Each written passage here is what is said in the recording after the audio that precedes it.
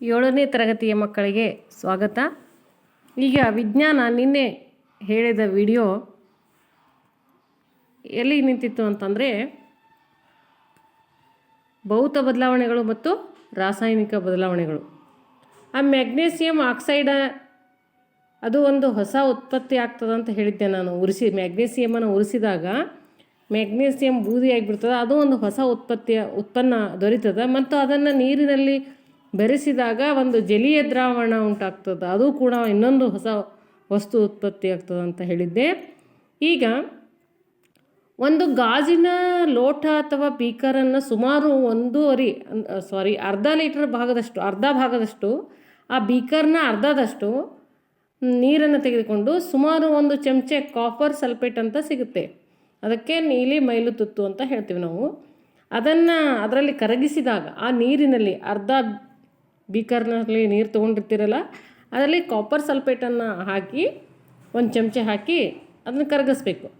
ಆಗ ಸಾರರಿಕ್ತ ಸಲ್ಫೂರಿಕ್ ಆಮ್ಲದ ಕೆಲವು ಹನಿಗಳನ್ನು ಕೂಡ ಈ ದ್ರಾವಣಕ್ಕೆ ಹಾಕಿದಾಗ, ಈ ಕಾಪರ್ ಸಲ್ಫೇಟ್ ನೀರಿನೊಳಗೆ ಹಾಕಿರ್ತೀರಲ್ಲ, ಅದರಾಗ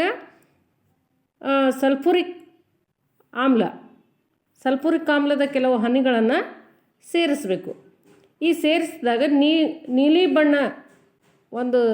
ಬಣ್ಣದ ದ್ರಾವಣವನ್ನು ನಮ್ಗೆ ಸಿಗ್ತದೆ. ಈ ದ್ರಾವಣವನ್ನು ಒಂದು ಪ್ರನಾಳದೊಳಗೆ ತಗೊಂಡು ಅಥವಾ ಒಂದು ಗಾಜಿನ ಬಾಟ್ಲಿಯೊಳಗೆ ತಗೊಂಡು ಅದರಲ್ಲಿ ಉಳಿದ ಒಂದು ದ್ರಾವಣಕ್ಕೆ ಸ್ವಲ್ಪ ಆ ಗಾಜಿನ ಬಾಟ್ಲಿಯೊಳಗೆ ತೆಗೆದಿಟ್ಕೊಂಡು ಉಳಿದ ಒಂದು ದ್ರಾವಣಕ್ಕೆ ಒಂದು ಕಬ್ಬಿಣದ ಮಳಿ ಇರ್ತಾವಲ್ಲ, ಅಥವಾ ಒಂದು ಬ್ಲೇಡ್ ಕಬ್ಬಿಣದ್ದು ಅದರೊಳಗೆ ಹಾಕಿದ್ವಿ ಅಂತಂದ್ರೆ ಒಂದು ಅರ್ಧ ಗಂಟೆ ಬಿಟ್ಟು ನೋಡಿದಾಗ ಆ ದ್ರಾವಣದ ಬಣ್ಣ ಬದಲಾವಣೆ ಆಗಿರ್ತದೆ. ಈ ದ್ರಾವಣದ ಬಣ್ಣ ಬದಲಾವಣೆ ಆಗ್ತದೆ. ಮತ್ತು ಮಳೆ ಅಥವಾ ಬ್ಲೇಡ್ ಹಾಕಿದ್ರೂ ಹೊರಗೆ ತೆಗೆದ್ರೆ ಅದು ಹೆಂಗಾಗಿರ್ತದೆ ಅನ್ನೋದನ್ನು ನೀವು ಈ ಪ್ರಯೋಗದ ಮೂಲಕ ನೀವು ಗಮನಿಸ್ತೀರಿ. ನೀವು ಆ ಬದಲಾವಣೆ ಏನಾಗ್ಯದಪ್ಪ ಅಂತಂದರೆ, ಕಾಪರ್ ಸಲ್ಫೇಟ್ ಮತ್ತು ಕಬ್ಬಿಣದ ಮಳೆ ಏನದಲ್ಲ, ಅವು ಎರಡರ ನಡುವೆ ರಾಸಾಯನಿಕ ಕ್ರಿಯೆ ನಡೆದಿರ್ತದೆ. ದ್ರಾವಣದ ಬಣ್ಣ ನೀಲಿಯಿಂದ ಹಸಿರು ಬಣ್ಣ ಬಂದಿರ್ತದೆ ಮತ್ತು ಕಬ್ಬಿಣದ ಸಲ್ಫೇಟ್ ಎಂಬುವಂಥ ಹೊಸ ವಸ್ತು ಉತ್ಪತ್ತಿಯಾಗಿರ್ತದೆ. ಈ ಕಬ್ಬಿಣದ ಮಳೆ ಮೇಲೆ ಕಂದು ಬಣ್ಣದ ಒಂದು ವಸ್ತು ಅದರ ಮೇಲೆ ಲೇಪನ ಆಗಿರ್ತದೆ, ಅದು ತಾಮ್ರ. ಈ ಕ್ರಿಯೆಯನ್ನು ನಾವು ಯಾವ ರೀತಿ ಸಮೀಕರಣದೊಂದಿಗೆ ಹಿಂಗೆ ಬರೀಬೇಕಂದ್ರೆ, ತಾಮ್ರದ ಸಲ್ಫೇಟ್ ದ್ರಾವಣ ಇರ್ತದೆ ಪ್ಲಸ್ ಕಬ್ಬಿಣ, ಇವೆರಡೂ ಕೂಡಿ ರಿಯಾಕ್ಷನ್ ಆಗಿ ಏನೇನಾಗ್ತದಪ್ಪ, ಕಬ್ಬಿಣದ ಸಲ್ಫೇಟ್ನ ದ್ರಾವಣ ಆಗ್ತದೆ, ಹಸಿರು ಬಣ್ಣ ಆಗ್ತದೆ, ನೀಲಿ ಇದ್ದದ್ದು ಹಸಿರು ಆಗ್ತದೆ. ಮತ್ತೇನು ದೊರೀತದೆ, ತಾಮ್ರ ಬರ್ತದೆ. ಅಂದ್ರೆ ಆ ಮಳೆ ಮೇಲೆ ತಾಮ್ರದ ಒಂದು ಪದರ ಉತ್ಪತ್ತಿ ಆಗ್ತದೆ. ಈ ರೀತಿ ಒಂದು ಹೊಸ ವಸ್ತು ದೊರೀತದೆ. ಇನ್ನೊಂದು, ನೀವು ಮನೆಯಲ್ಲಿ ಉಪಯೋಗಿಸೋ ವಿನೇಗರ್ ಅಂತ ಸಿಗ್ತದದು, ಅದು ಒಂದು ಆಮ್ಲೀಯ ಪದಾರ್ಥ. ಈ 1 ಚಮಚೆ ವಿನೇಗರನ್ನು ಒಂದು ಪ್ರನಾಳದಲ್ಲಿ ತಗೊಂಡು 1 ಚಿಟಿಕೆ ಅಡುಗೆ ಸೋಡಾ ಪುಡಿ ನೋಡಿರಲ್ಲ, ಆ ವಿನೇಗರನ್ನು ಅದರೊಳಗೆ ಹಾಕಬೇಕು. ಆವಾಗ ಬುರು ಶಬ್ದ ಬರ್ತದೆ. ನೀವು ವಿನೇಗರ್ ಅಂತಂದ್ರೆ ಗೊತ್ತಿರ್ತಾ ಇದ್ರೆ, ನೀವು ಸೋಡಾ 1 ಚಮಚೆ ಒಂದು ಗ್ಲಾಸ್ಗೆ ಅದು ಹಾಕ್ಕೊಂಡಾಗ ಆ 1 ಚಮಚೆ ಸೋಡಾ ಪುಡಿಯಲ್ಲಿ ನಿಂಬೆಹಣ್ಣು ಹಾಕಿ ರಸ ಹಾಕಿದ್ವಿ ಅಂದ್ರೆ ಬುರು ಗುಳ್ಳಿ ಎದ್ದು ಬಿಡ್ತಾವೆ ನೋಡ್ರಿ. ಆ ವಿನೆಗರ್ ಕೂಡ ಅದೇ ಒಂದು ಆಮ್ಲೀಯ ಪದಾರ್ಥ. ಆಗ ಬುರು ಗುಳ್ಳಿ ಎದ್ದ ಕೂಡಲೇ ಅಲ್ಲೊಂದು ಶಬ್ದ ಕೇಳಿ ಬರ್ತದೆ ನಮಗೆ, ಗುಳ್ಳಿ ಎದ್ದದ್ದು ಚುರ್ರನ್ನೋದು. ಆವಾಗ ಅಲ್ಲಿ ಏನಾಗ್ತದಪ್ಪ ಅಂದ್ರೆ ಒಂದು ಅನಿಲ ಉತ್ಪತ್ತಿ ಆಗ್ತದೆ. ಆ ಅನಿಲದಿಂದ ಗುಳ್ಳೆಗಳು ಹೊರಗೆ ಬರ್ತಿರ್ತಾವೆ. ಹಿಂಗೆ ಈ ರೀತಿ ಇಲ್ಲಿ ತೋರಿಸಿದಂತೆ ಚಿತ್ರದಲ್ಲಿ ಸುಣ್ಣದ ತಿಳಿ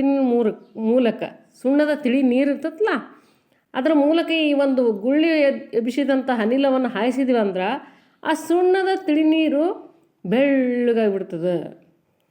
ಹೆಂಗಾಗ್ತದದು ನೋಡ್ರಿ, ವಿನೇಗರ್ ತಗೊಳ್ರಿ ಪ್ಲಸ್ ಅಡುಗೆ ಸೋಡಾ, ಇವೆರಡು ರಿಯಾಕ್ಷನ್ ಆಗಿ ಬಾಣದ ಚಿಹ್ನೆ ಬರ್ತದೆ ನೋಡ್ರಿ, ಅವಾಗ ಹೊಸ ಉತ್ಪನ್ನಗಳು ಉಂಟಾಗಿರ್ತಾವೆ. ವಿನೇಗರ್ ಪ್ಲಸ್ ಅಡುಗೆ ಸೋಡಾ, ಬಾಣದ ಗುರುತು, ಅವಾಗ ಏನು ಉತ್ಪತ್ತಿ ಆಗ್ತದೆ, ಕಾರ್ಬನ್ ಡೈಆಕ್ಸೈಡ್ ಉತ್ಪತ್ತಿ ಆಗ್ತದೆ.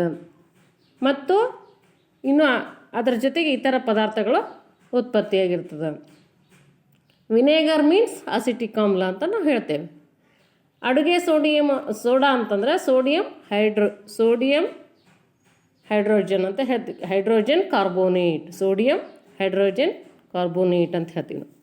ಈ ಕಾರ್ಬನ್ ಡೈಆಕ್ಸೈಡ್ ಮತ್ತು ಸುಣ್ಣದ ತಿಳಿನೀರಿನ ನಡುವೆ ಏನು ಕ್ರಿಯೆ ನಡೀತದಲ್ಲ, ಆ ಕ್ರಿಯೆಯನ್ನು ಇಲ್ಲಿ ಬರೆದಿರ್ತೀವಿ ನೋಡ್ರಿ. ಕಾರ್ಬನ್ ಡೈಆಕ್ಸೈಡ್ CO2 ಅಂತ ಹೇಳ್ತೀವಿ, ಪ್ಲಸ್ ಸುಣ್ಣದ ತಿಳಿ carbon hydrogen carbonate CaOH twice. ಇವು ಎರಡು ರಿಯಾಕ್ಷನ್ ಆಗಿ ಏನು ಉತ್ಪತ್ತಿ ಆಗ್ತದ ಅಂದರೆ ಬಾಣದ ಗುರುತು ಕೊಟ್ಟದ್ದು ನೋಡ್ರಿ. ಉತ್ಪನ್ನಗಳನ್ನು ಬಾಣದ ಗುರುತಿನ ನಂತರ ತೋರಿಸ್ತದೆ. ಕ್ಯಾಲ್ಸಿಯಂ ಕಾರ್ಬೋನೇಟ್ ಮತ್ತು ನೀರನ್ನು ಉತ್ಪತ್ತಿ ಮಾಡ್ತದೆ. ಈ ರೀತಿ ಈ ಒಂದು ಪ್ರಣಾಳಗಳನ್ನು ಉಪಯೋಗಿಸಿ ಮಾಡುವಂಥ ಪ್ರಯೋಗ ಇದು. ಈ 1ನೇ ಪ್ರಣಾಳದಲ್ಲಿ ವಿನೇಗರ್ ಮತ್ತು ಅಡುಗೆ ಸೋಡಾ ಹಾಕೀವಿ. ಇದು ಸ್ವಲ್ಪ ಬ್ಲೂ ಕಲರ್ ಚಿತ್ರದಲ್ಲ. ಇದರಲ್ಲಿ ರಬ್ಬರ್ ಬಿರುಡೆಯನ್ನು ಗಾಳಿ ಆಡದಂತೆಯೇ ಇಟ್ಟಿವಿ. ಅಲ್ಲಿ ಅದರ ಮೂಲಕ ಒಂದು ರಂಧ್ರದ ಮೂಲಕ ಈ ನಳಿಕೆಯನ್ನು ಜೋಡಿಸ್ವಿ. ಆ ನಳಿಕೆ ಇನ್ನೊಂದು ಪ್ರಣಾಳದಲ್ಲಿ ನಳಿಕೆಯನ್ನು ಬಿಡಲಾಗಿದೆ. ಇಲ್ಲಿ ಎದ್ದಂಥ ಗುಳ್ಳೆಗಳಿಂದ ಉಂಟಾದಂಥ ಅನಿಲ ಈ ನಳಿಕೆ ಮೂಲಕ ಬಂದು ಈ ಸುಣ್ಣದ ತಿಳಿನೀರನ್ನು ಏನು ಮಾಡ್ಯದ, ಬೆಳ್ಳಗೆ ಕಾಣಿಸ್ತದೆ. ಈ ಬೆಳ್ಳಗೆ ಕಾಣಿಸ್ಬೇಕಾದ್ರೆ ಅಲ್ಲಿ ಬಿಡುಗಡೆ ಆದಂಥ ಅನಿಲ ಯಾವುದಿರ್ತದೆ, ಕಾರ್ಬನ್ ಡೈಆಕ್ಸೈಡ್. ಈ ರೀತಿಯಾಗಿ ನಾವು ಪ್ರಯೋಗಗಳನ್ನು ನೀವು ಶಾಲೆ ಶುರು ಆದ ನಂತರ ನಿಮಗೆ ಮಾಡಿ ತೋರಿಸಲಾಗ್ತದೆ. ಕಾರ್ಬನ್ ಡೈಆಕ್ಸೈಡ್ ಸುಣ್ಣದ ತಿಳಿಯ ಮೂಲಕ ಆ ಅನಿಲವನ್ನು ಹಾಯಿಸಿದಾಗ ಕಾರ್ಬೋನೇಟ್ ಉತ್ಪತ್ತಿ ಆಗ್ತದೆ. ಇದು ಸುಣ್ಣದ ತಿಳಿ ನೀರನ್ನು ಬೆಳ್ಳಗೆ ಹಾಲಿನಂತೆ ಕಾಣಿಸುವಂತೆ ಮಾಡ್ತದೆ. ಇನ್ನು ಈ ರೀತಿಯಾಗಿ ಅನೇಕ ಚಟುವಟಿಕೆಗಳನ್ನು ನಾವು ಮಾಡಿ ನೋಡಬಹುದು. ಒಂದು ಅಥವಾ ಹೆಚ್ಚು ಹೊಸ ಪದಾರ್ಥಗಳು ಉತ್ಪತ್ತಿಯಾಗುವಂಥ ಬದಲಾವಣೆಯನ್ನು ರಾಸಾಯನಿಕ ಬದಲಾವಣೆ ಅಂತ ಕರಿತೀವಿ ನಾವು. ಎರಡು ವಸ್ತುಗಳು ಸೇರಿ ಒಂದು ಹೊಸ ವಸ್ತು ಉತ್ಪನ್ನ ಆಗೋದಕ್ಕೆ, ಒಂದು ಅಥವಾ ಎರಡು ಹೊಸ ವಸ್ತುಗಳ ಉತ್ಪನ್ನ ಆಗಬೇಕು. ಅಂಥವುಗಳನ್ನು ನಾವು ರಾಸಾಯನಿಕ ಬದಲಾವಣೆಗಳು ಅಂತ ಹೇಳ್ತೀವಿ. ರಾಸಾಯನಿಕ ಬದಲಾವಣೆಗಳು ನಮ್ಮ ಜೀವನದಲ್ಲಿ ತುಂಬ ಮಹತ್ವ, ದಿನನಿತ್ಯವು ನಡೀತಾನೆ ಇರ್ತಾವೆ.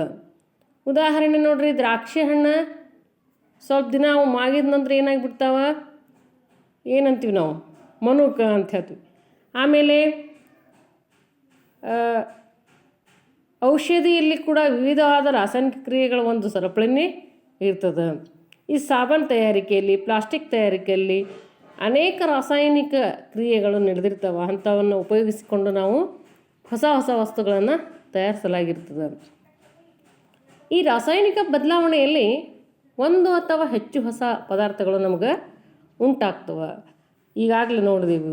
ಈ ಹೊಸ ಉತ್ಪನ್ನಗಳ ಜೊತೆಗೆ ರಾಸಾಯನಿಕ ಬದಲಾವಣೆ ಯಾವ ರೀತಿ ಇರ್ತದಪ್ಪ ಅನ್ನೋದನ್ನು ಈ ಕೆಳಗಿನ ಕೆಲವೊಂದು ಅಂಶಗಳ ಮೂಲಕ ನಾವು ತಿಳಿದುಕೊಳ್ಳೋಣ. ಏನು? 1ನೇ ಅಂಶ, ಉಷ್ಣ, ಬೆಳಕು ಅಥವಾ ಇತರ ಯಾವುದೇ ವಿಕಿರಣವು, ಉದಾಹರಣೆ ಅತಿ ನೇರಳೆ, ಈ ಎಲ್ಲ ಬಿಡುಗಡೆ ಆಗಬಹುದು ಅಥವಾ ಹೀರಿಕೊಳ್ಳಬಹುದು. ಇನ್ನು 2ನೇ ಪಾಯಿಂಟ್, ಶಬ್ದ ಉತ್ಪತ್ತಿ ಆಗ್ಬೋದು. ನೋಡ್ರಿ, ಅದೇ ಹೇಳಿದಿಲ್ಲ ನಾವು ವಿನೇಗರ್ ಮೇಲೆ ನಾವು ಸೋಡಾವನ್ನು ಹಾಕಿದಾಗ ಏನಾಗ್ತದೆ, ಬುರು ಬುರು ಬುರು ಅಂತ ಶಬ್ದ ಉಂಟಾಗ್ತದೆ. ಇದು ಒಂದು ಕೂಡ ಈ ರೀತಿ ಬೇರೆ ಬೇರೆ ಶಬ್ದಗಳನ್ನು ಕೂಡ ಉಂಟಾಗ್ತವೆ. ಇನ್ನು ವಾಸನೆಯಲ್ಲಿ ಬದಲಾವಣೆ ಆಗ್ಬೋದು.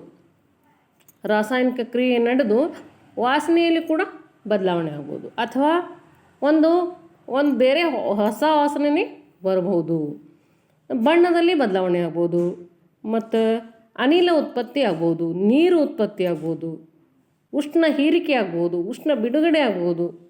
ಈ ರೀತಿ ಅನೇಕ ಬದಲಾವಣೆಗಳು ಉಂಟಾಗ್ತವೆ. ಈ ಕೆಲವು ಉದಾಹರಣೆಗಳನ್ನು ನೋಡೋಣ. ಮೆಗ್ನೀಸಿಯಮ್ ಉರಿಸಿದಾಗ ಒಂದು ರಾಸಾಯನಿಕ ಬದಲಾವಣೆ ಉಂಟಾಯಿತು. ಬೂದಿ ಸಿಕ್ತು ನಮಗದು.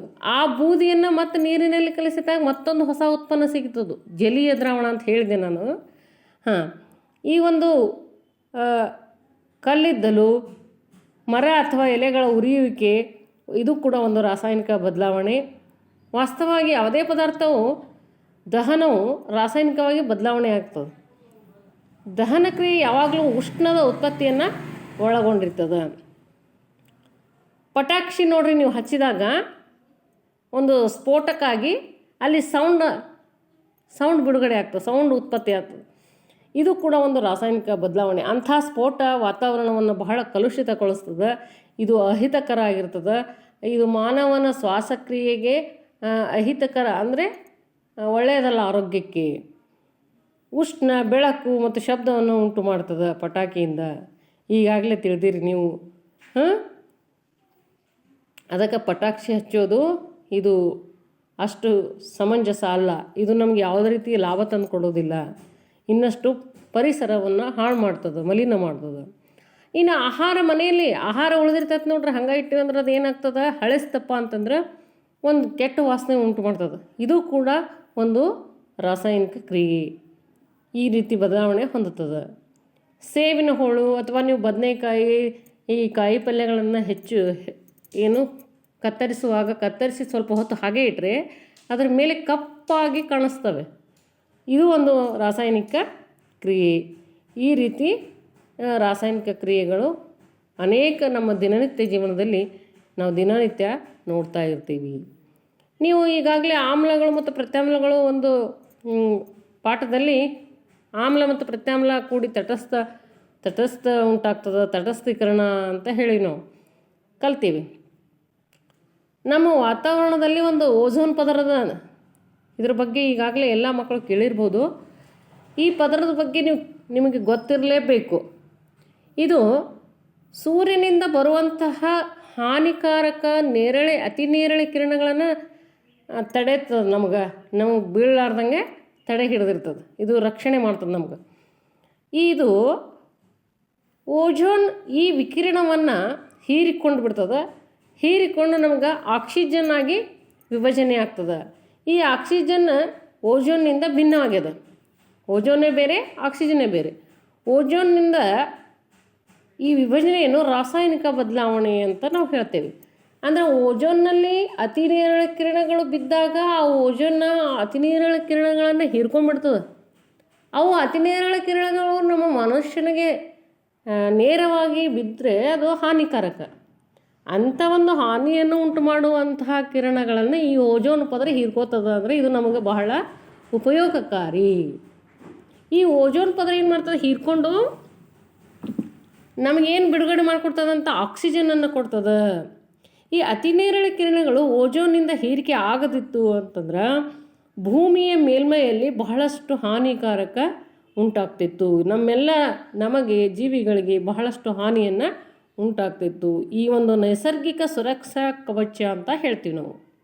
ಓಝೋನ್ ಪದರನ್ನು ನೈಸರ್ಗಿಕ ಸುರಕ್ಷಾ ಕವಚ.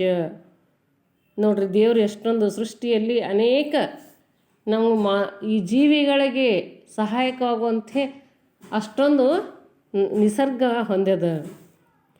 ಈ ಭೌತ ಮತ್ತು ರಾಸಾಯನಿಕ ಬದಲಾವಣೆಗಳ ಬಗ್ಗೆ ಕೇಳಿದ್ರಿ. ಕಬ್ಬಿಣ ತುಕ್ಕು ಹಿಡಿಯುವಿಕೆ ಬಗ್ಗೆ ನಾನು ಈಗಾಗಲೇ ಹೇಳಿದೆ. ಕಬ್ಬಿಣವನ್ನು ವಾತಾವರಣದಲ್ಲಿ ಇಟ್ಟಾಗ ಅದರಲ್ಲಿ ಕಂದು ಬಣ್ಣದ ಒಂದು ಪುಡಿ ಮೇಲೆ ಉಂಟಾಗ್ತದೆ, ಅದು ತುಕ್ಕು ಅಂತ ಹೇಳಿದೆ. ವಾತಾವರಣದಲ್ಲಿ ತೇವಾಂಶ ಹೆಚ್ಚಾಗಿದ್ದರೆ ಅದು ಹೆಚ್ಚು ತೇವಾಂಶ ಇತ್ತಂದ್ರೆ ತುಕ್ಕು ಹಿಡಿಯುವಿಕೆ ಭಾಳ ನಡೀತದೆ, ಹೆಚ್ಚಾಗ್ತದೆ. ಇದನ್ನು ತಡೆಗಟ್ಟೋದು ಹೇಗಪ್ಪ ಅಂತಂದ್ರೆ ಕಬ್ಬಿಣದ ವಸ್ತುಗಳಿಗೆ ಆಕ್ಸಿಜನ್ ಅಥವಾ ನೀರು ಇವೆರಡೂ ಸಂಪರ್ಕಕ್ಕೆ ಬರಲಾರ್ದಂಗೆ ನಾವು ಏನು ಮಾಡಬೇಕು ಅಂತಂದ್ರೆ ಗ್ರೀಸ್ ಅಥವಾ ಬಣ್ಣದ ಲೇಪನ ಮಾಡಿರ್ತಾರೆ. ತುಕ್ಕು ಹಿಡಿಯೋದನ್ನು ತಪ್ಪಿಸಲಿಕ್ಕೆ ಎಣ್ಣೆ, ಗ್ರೀಸ್ ಹಚ್ತಾರೆ. ಮತ್ತು ಇನ್ನೂ ಸತು ಅಥವಾ ಕ್ರೋಮಿಯಂನಂತಹ ಲೋಹದ ಪದರವನ್ನು ಕಬ್ಬಿಣದ ಮೇಲೆ ಸವರ್ತಾರೆ, ಲೇಪಿಸ್ತಾರೆ.